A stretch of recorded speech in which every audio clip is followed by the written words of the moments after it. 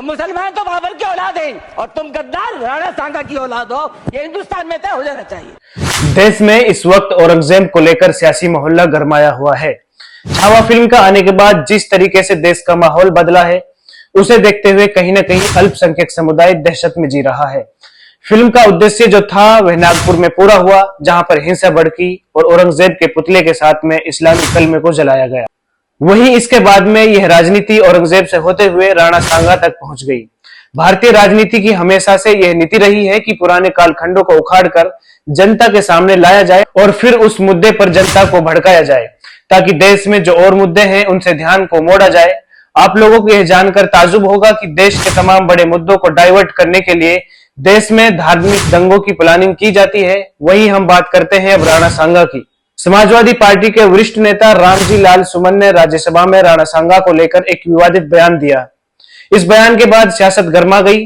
BJP ने सपा सांसद रामजी लाल पर तीखा पलटवार किया।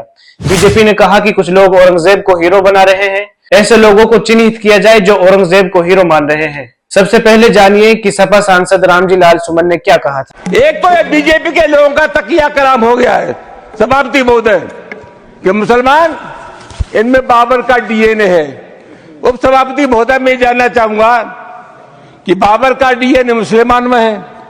हिंदुस्तान का मुसलमान तो बाबर को अपना आदर्श मानता नहीं है, वो तो मोहम्मद साहब को अपना आदर्श मानता है, सूफी संतों की परंपरा को अपना आदर्श मानता है। लेकिन सभापति महोदय मैं जानना चाहूंगा कि बाबर को लाया कौन? बाबर को इब्राहिम लोदी को हराने के लिए राणा सांगा लाया था। तो मुसलमान तो बाबर की औलाद हैं और तुम गद्दार राणा सांगा की औलाद हो, ये हिंदुस्तान में तय हो जाना चाहिए। अगर बाबर की तो आलोचना करते हैं, राणा सांगा की आलोचना नहीं करते।